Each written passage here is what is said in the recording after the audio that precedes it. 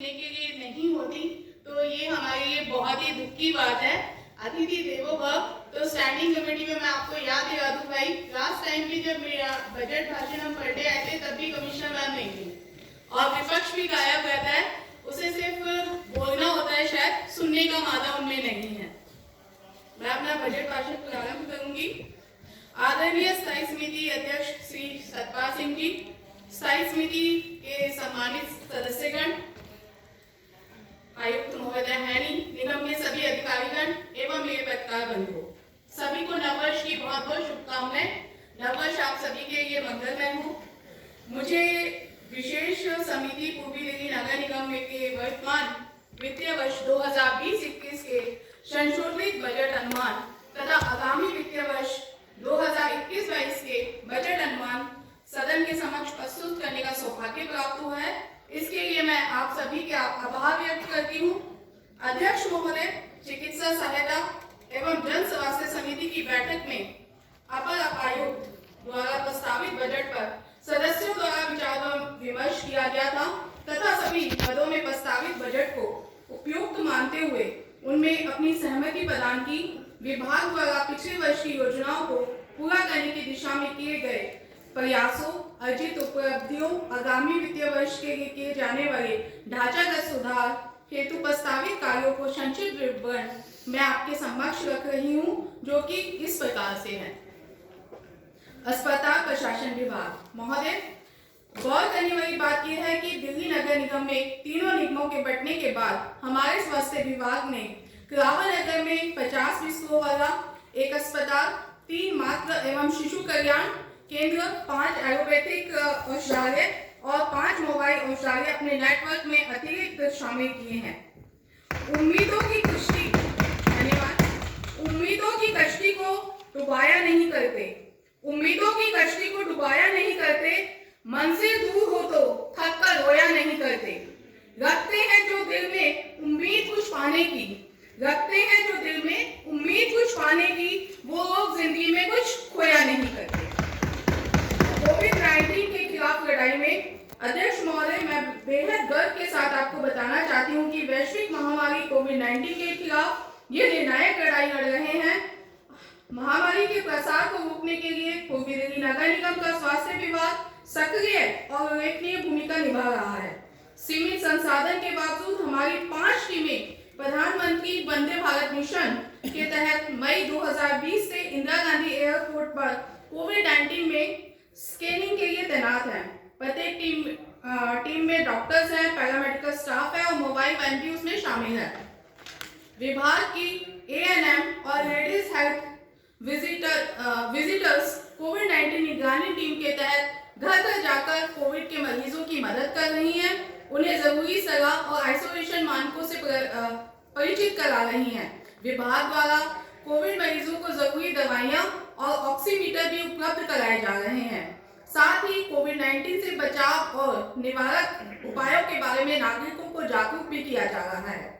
जगह जगह पर बने आइसोलेशन सेंटर में आए मरीजों को उचित देखभाल की जा रही है। स्वामी दयानंद अस्पताल, दिशाद गार्डन में कोविड-19 जांच केंद्र भी संचालित किया जा रहा है, जहां रोजाना 900 से 1000 एंटीजन टेस्ट होते हैं और 100 RT-PCR टेस्ट भी किए जा रहे हैं। स्वामी दयानंद अस्पताल हमारा एकमात्र अस्पताल है। पूर्वी दिल्ली के गुरु तेग बहादुर अस्पताल व राजीव गांधी अस्पताल को दिल्ली सरकार द्वारा कोविड-19 अस्पताल बनाए जाने के कारण पिछले वर्ष स्वामी दयानंद अस्पताल पर दबाव और अधिक बढ़ गया। स्त्री रोग इमरजेंसी, प्रसव विभाग और मुख्य कैजुअलिटी के कार्यभार में लगभग 3 गुना की वृद्धि हुई। अस्पताल द्वारा पहले रोजाना औसतन 10 से 20 डिलीवरी की जाती थी, जो कि अब बढ़ाकर 50 से 60 हो गई हैं। स्वामी दयानंद अस्पताल कोविड की शुरू से ही अपने कार्यभार को सफलतापूर्वक प्रबंधन के साथ साथ नागरिकों की अधिकतम सेवा भी कर रहा है। मौजूदा वित्तीय वर्ष में उपलब्धियां: 2 करोड़ 40 लाख रुपए की लागत से नए ऑपरेशन थिएटर ब्लॉक का निर्माण कर जनता को समर्पित कर दिया गया है। पुराने ब्लॉक के सुदृढ़ीकरण तथा मरम्मत का अधिकांश कार्य पूरा हो चुका है। अस्पताल परिसर के विभिन्न विभागों और क्षेत्रों में 62 CCTV कैमरे लगा देने से सुरक्षा व्यवस्था मजबूत हुई है।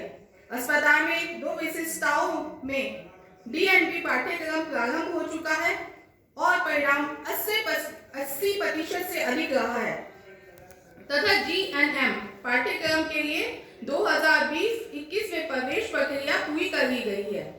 अगले वित्त वर्ष की योजनाएं। BSc नर्सिंग पाठ्यक्रम प्रारंभ करने का प्रस्ताव प्रक्रियाधीन है। मॉड्यूलर OT का निर्माण का प्रस्ताव प्रक्रिया अधीन है। विजन 2020 के तहत दिल्ली सरकार से निधि उपलब्ध होने पर फेज 1 के अंतर्गत 100 बिस्तरों वाले आपातकाल खंड के निर्माण का व फेज 2 के तहत चिकित्सा महाविद्यालय प्रारंभ करने की योजना भी प्रक्रिया अधीन है। विजन 2020 के तहत पूर्ववर्ती सरकार द्वारा स्वीकृत राशि आज तक दिल्ली सरकार द्वारा निगम को उपलब्ध नहीं कराई गई है। बड़े बड़े विज्ञापन छपवाकर अपने को दिल्ली का बेटा बताने वाले मुख्यमंत्री केवल कागजों पर काम करते हैं। धरातल पर अनेक सेवाएं योजनाएं उनके द्वारा वित्तीय सहायता न उपलब्ध कराने के कारण ठप पड़ी हुई हैं। दिल्ली सरकार केवल विज्ञापन की सरकार है। अगर सरकार को दिल्ली की जनता की तनिक भी चिंता होती तो स्वीकृत वित्तीय राशि निगम को उपलब्ध कराकर स्वास्थ्य संबंधी योजनाओं के प्रति परिधि प्रदान करती।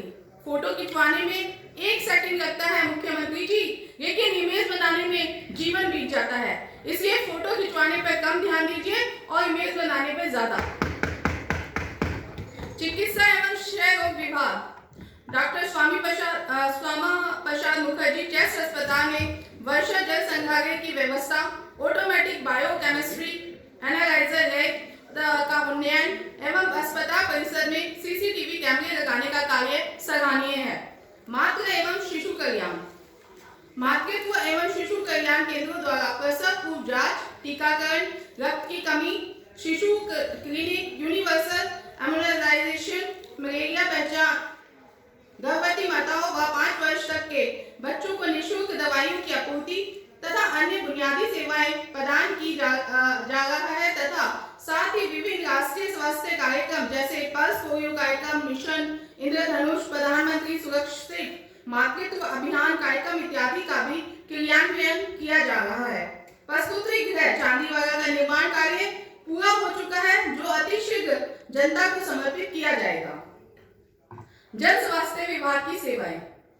नन्ही सी चींटी जब दाना लेकर चढ़ती है, नन्ही सी चींटी जब दाना लेकर चलती है, चढ़ती दीवारों पर 100 बार फिसलती है।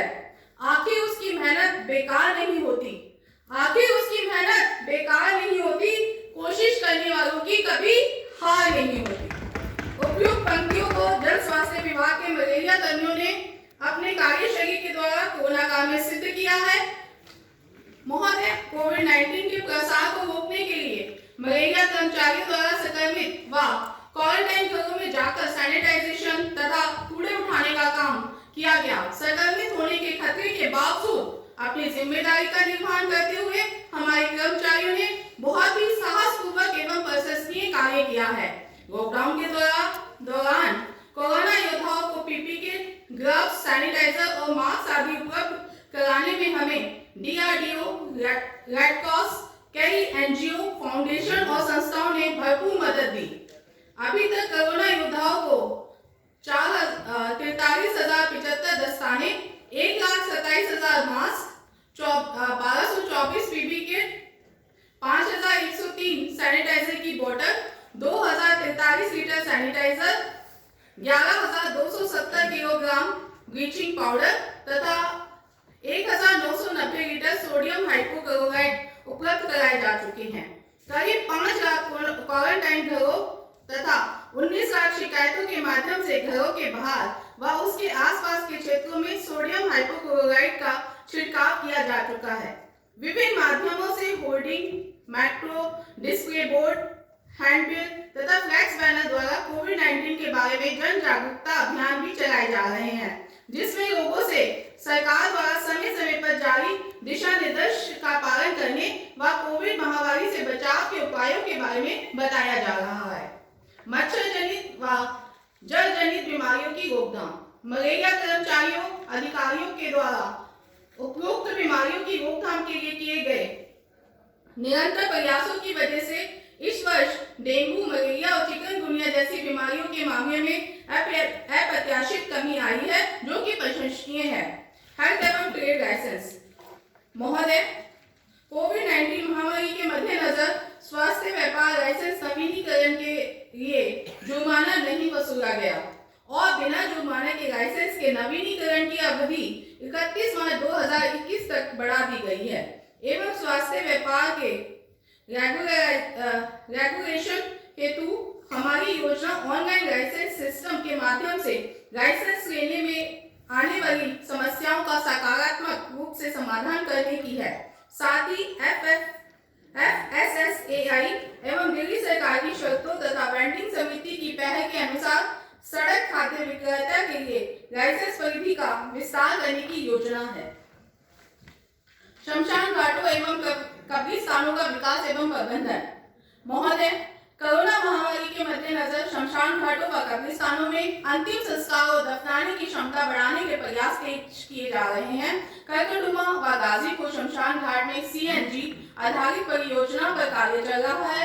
धर्मशिला और अनुसंधान फाउंडेशन के द्वारा CNG आधारित इकाइयां दान में दी जा रही हैं। साथ ही कब्रिस्तानों में 5 फीट मिट्टी बिछाने से शवों के दफनाने की क्षमता में विस्तार हुआ है।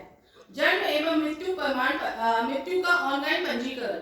जन्म एवं मृत्यु की घटनाओं के पंजीकरण के लिए एक ऐसा सॉफ्टवेयर विकसित करने की प्रक्रिया की जा रही है जिसमें नागरिकों को निगम कार्यालय आने की आवश्यकता नहीं होगी। वे स्वयं अपना पंजीकरण, नामांकन, गलती सुधार के लिए ऑनलाइन आवेदन कर सकेंगे। साथ ही पंजीकरण को आधार से जोड़ने की भी पहल की जा रही है। पशु चिकित्सा सेवाएं। रैबिस को रोकने के लिए एंटी रैबिस वैक्सीन की सुविधा शारदा पॉलीक्लिनिक व स्वामी दयानंद हॉस्पिटल में उपलब्ध है। आवारा कुत्तों को और आवारा पशुओं को पकड़ने के लिए 2 नए ट्रक खरीदने एवं विभाग अतिरिक्त डॉग स्टरलाइजेशन एवं टीकाकरण सेंटर बनाने के लिए प्रयासरत है। सोच को बदलो, सितारे बदल जाएंगे। सोच को बदलो, सितारे बदल जाएंगे। नजर को बदलो, नजारे बदल जाएंगे।